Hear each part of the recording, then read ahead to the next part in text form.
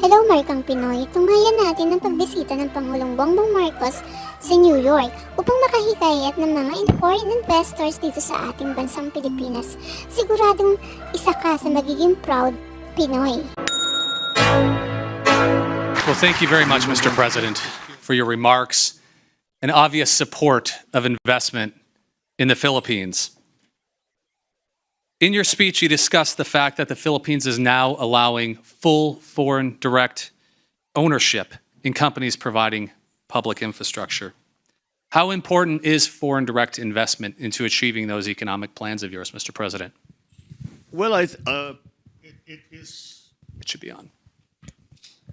Certainly, as we attempt to transform the economy, and I use the word transform because it is my belief that the way to bring our economies back to the activity, the level of activity that we enjoyed before the pandemic, we have to understand that the global economy has changed.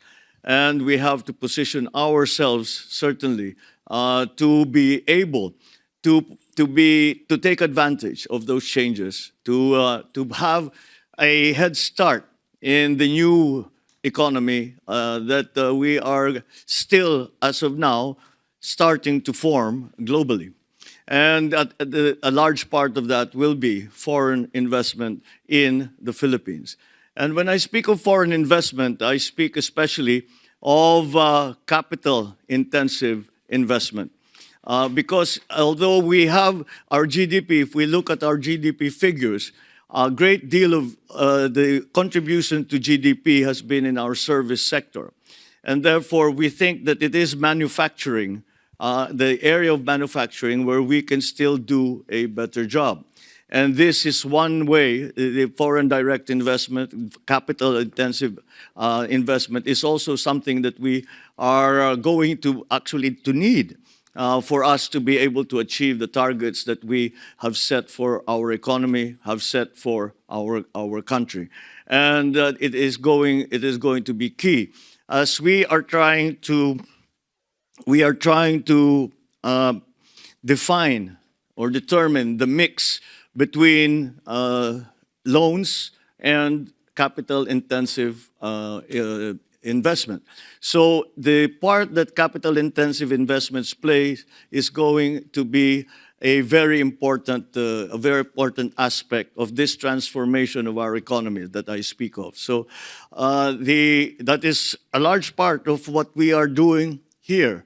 And that is why when I came here to New York, ostensibly, first of all, because we are attending I will be speaking before the UN General Assembly tomorrow, but I also brought the whole economic team of the government, of the cabinet, with us. And again, the private sector business leaders also are here with us, precisely to show and explain once to our prospective investors where the Philippines is headed, what changes we have made so that investment will be more profitable and more attractive for foreign investors, especially coming from the United States. So it plays a central role in all that we are planning to do for our economy. It is, once again, something that we recognize in government we have a part to play in.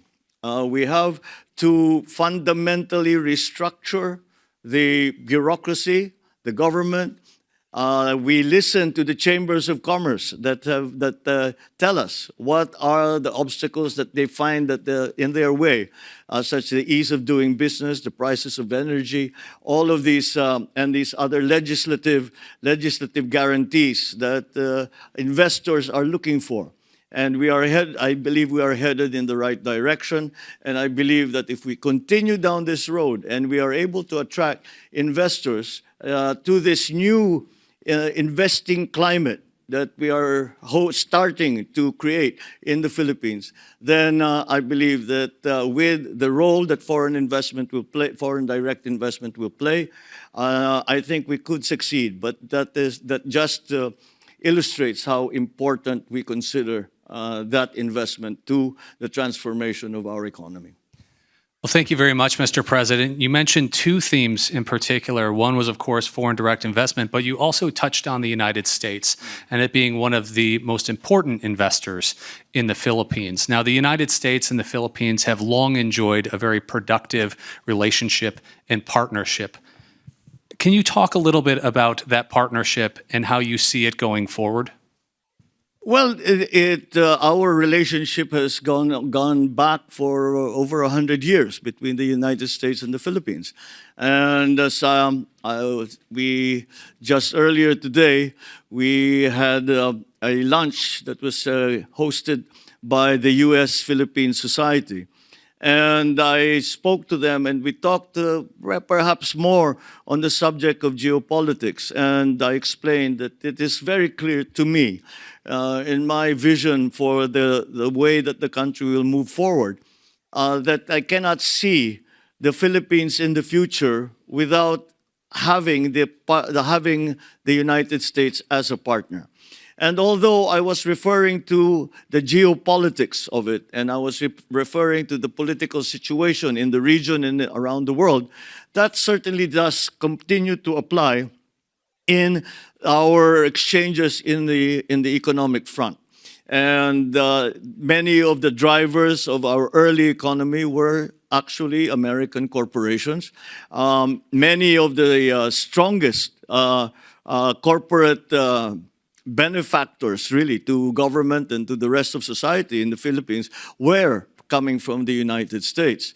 Now, of course, this has evolved as time has gone on, but the strength of that relationship continues.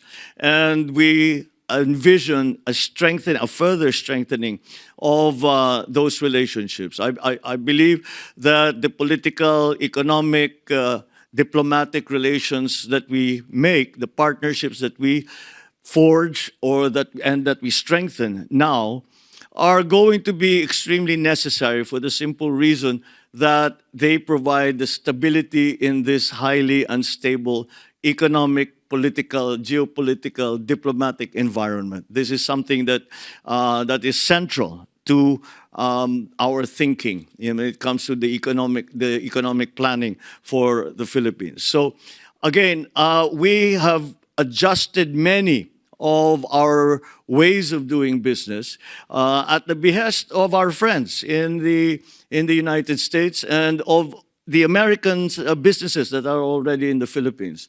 And so I think that will give us great opportunities in the future and for both our countries, for private corporations, for government-to-government agreements and arrangements.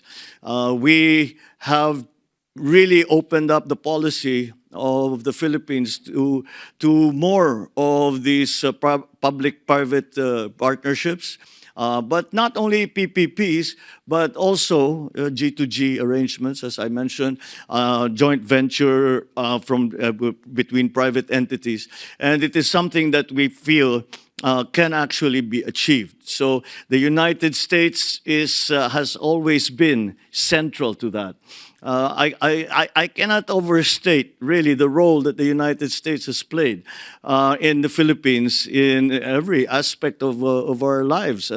And so this is just a continuing evolution and I believe strengthening of that relationship between the United States and the Philippines. And we are driven together in many ways by forces that exist now in the world, and that I think is something that we certainly in the Philippines, and I think not in the United States either, that we are resistant to. So it is something that we can I can see as becoming stronger and becoming more robust as we work together towards exploiting properly the new global economy.